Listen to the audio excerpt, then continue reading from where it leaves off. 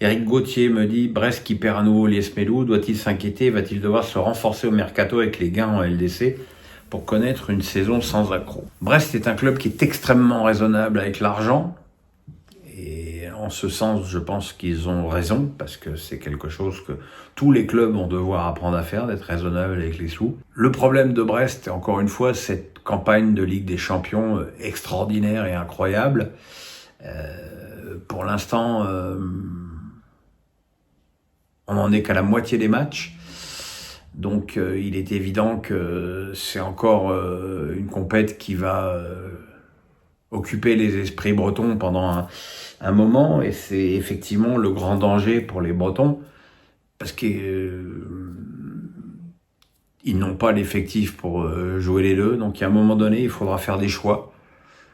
Est-ce qu'il faudra sacrifier à la Ligue des Champions pour conserver à coup sûr sa place en Ligue 1, même si je pense que Brest a largement de quoi se maintenir en Ligue 1 sans hypothéquer ses chances en Ligue des Champions. Geoffrey Hanoff me dit, Sinner peut-il réaliser le quadruplé? Le quadruplé, Australie, Roland, Wim, US Open. Pourquoi tu ne l'aimes pas et en quoi il t'ennuie? Ses statistiques et son palmarès de 2024 forcent au moins le respect. Pour ma part, je l'adore. Ne pas aimer quelqu'un, ne pas aimer un joueur de tennis, c'est quelque chose qui ne se discute pas. Je veux dire, encore une fois, pour moi, Sinner, c'est une machine lance-balle. Son point fort, c'est de pas avoir de point faible.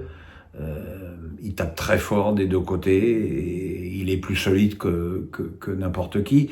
Et effectivement, en ce sens, surtout dans une période où maintenant il n'y a plus de différence extraordinaire entre les surfaces. Maintenant, entre le tennis sur terre battue et le tennis sur gazon, il n'y a pas non plus un écart extraordinaire. Effectivement, Sinner a le potentiel pour gagner n'importe quel tournoi, n'importe où. Son adversaire le plus cohérent, c'est Alcaraz, mais Alcaraz, il a des défaillances physiques, il a des défaillances psychologiques qui sont aussi inhérentes à son talent, qui est infiniment supérieur à celui de Sinner. Et attention à Zverev, qui semble avoir vraiment franchi un cap en cette fin de saison. Voilà, maintenant Sinner, il est triste à mourir. Il fait tout le temps la gueule. Très franchement, pour l'avenir du tennis, ce serait mieux qu'Alcaraz puisse venir le contrarier régulièrement, comme cette année, où ils ont finalement partagé les grands chelems tous les deux. Parce que si Sinner vient à gagner Toul, on va très très rapidement s'emmerder sur le circuit. Pierrick Liep me dit, étant lensois, je constate avec dépit que certains joueurs possèdent des totems d'immunité afin de jouer chaque match malgré un niveau qui frôle celui de la D2, voire le national. Sotoka, Gradit, Dacosta. Avec ton expérience du football, pourrais-tu nous expliquer pourquoi certains joueurs sont toujours titulaires malgré un niveau ridicule? Alors, comme ça a le mérite d'être clair. Il y a quelque chose en Allemagne qui s'appelle les Fußballgott, c'est-à-dire les dieux du foot, qui ont fait la gloire du football allemand et qui, à un moment donné, ont causé sa perte parce que les Fußballgott en équipe nationale, on ne pouvait pas y toucher et il y avait des jeunes joueurs qui n'arrivaient pas à éclore et forcément, les joueurs vieillissants, le niveau baissait. Les Fußballgott, c'est quelque chose qui existe aussi au niveau des clubs et quelque part, c'est ce qui touche des clubs, certains joueurs dans des clubs qui sont là depuis longtemps, qui ont des statuts, une aura, parfois même une autorité sur le reste du club. Savoir se séparer de ce genre de joueurs, c'est facile à dire, c'est beaucoup plus dur à faire. Mathieu Demarque me dit, la semaine dernière, tu t'es fait piéger avec un certain Djemal Alabit. As-tu mal pris ce piège? Alors, je regarde pas les pseudos quand je choisis les questions. Si je choisis la question, c'est que je la trouve intéressante et surtout pas redondante avec les autres. Par exemple, là, cette année, cette semaine, j'ai eu 25 questions sur Manchester City, 20 questions sur Lens, 20 questions sur Nantes. Donc, je regarde pas les pseudos. Et effectivement, quand tu lis dans ta tête un pseudo, le jeu de mots ne saute pas à l'esprit. Il m'a sauté à l'esprit quand je l'ai lu, effectivement. Voilà, c'est drôle, ça m'a fait rire, ça t'a fait rire. Il n'y a y a pas de problème. Bertrand Jay me dit, connais-tu l'APPT, Association des personnes de petite taille? J'ai un ami proche qui en fait partie. Ce sont des gens remarquables avec un mental d'acier. Malheureusement, beaucoup trop souvent source de moquerie et pas assez connus selon moi. Si par le biais de ta vidéo on peut parler d'eux, ça peut être sympa. J'ai pas eu forcément d'amis de petite taille, mis à part Ludovic Pochet, enfin, je sais même pas si c'est Pochet, de Ludovic, son prénom, qui était un des nains de Franck Gastambide, et qui j'ai échangé à une époque. Bon, il y avait Guillaume Batz, qui était de petite taille, mais du fait de sa maladie, qui n'était pas une personne atteinte de nanisme. Le handicap, c'est quelque chose de toute façon de terrible à vivre au quotidien. Moi aujourd'hui je suis handicapé, mais bon, je suis handicapé du genou, mais même si malheureusement aujourd'hui cet handicap au fil des semaines prend des vraies proportions chez moi, et que ma difficulté à se déplacer devient de plus en plus grande, et que je me ferai certainement opérer du genou lorsque j'aurai déménagé et que je serai dans ma maison définitive avec ma chambre de plein pied. La chambre étant à l'étage là, je ne peux pas me faire opérer du genou en l'état actuel. Donc, être handicapé, avoir un panneau handicapé, être dans les gares et les aéroports en fauteuil roulant, je connais. Donc voilà, donc l'association des personnes de petite taille, je fais 1m83 et moi mon problème il est plus dans la largeur que dans la hauteur. Mais effectivement, non, je connaissais pas cette association, mais bon, ils ont toute ma sympathie. Johnny Domar me dit, content que tu aies retrouvé ton compte sur Twitter, mais justement, pourquoi t'obstines-tu à appeler le réseau social Twitter alors que son nom est X? Et que penses-tu de la politique et des agissements de son président qui pousse ses utilisateurs à aller voir ailleurs? Twitter, X, oui, tout ça c'est pareil. Ça fait un peu vintage de l'appeler Twitter maintenant. Moi j'aime bien, moi. Je pense que dans l'esprit de tout le monde, c'est toujours Twitter. Qu'est-ce que je pense de la politique et des agissements de son président? Voilà, Elon Musk fait de la politique, alors encore plus aujourd'hui qu'à une époque. Moi, je fais du foot. Ça fait 13 ans que je suis sur Twitter. J'ai 2,5 millions d'abonnés. J'ai donc une vraie communauté qui va bien au-delà de la politique générale de Musk. Je peux pas transposer.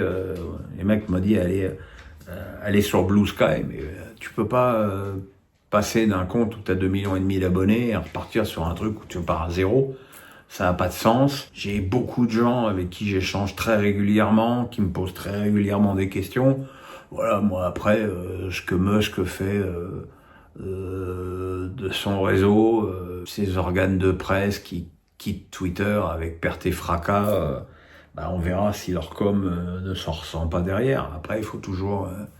c'est toujours question de voir qu'est-ce qui est le mieux ou pas, quoi. Éric Gauthier me dit, Neves arrière-gauche, est-ce une nouvelle Lubin Enrique ou réellement un essai pour une option à Mendes? Non, je pense que c'est vraiment quelque chose de ponctuel contre Toulouse. Très franchement, c'est pas quelque chose qui m'a sauté aux yeux dans le déroulé du match, vu que Paris avait tout le temps la balle.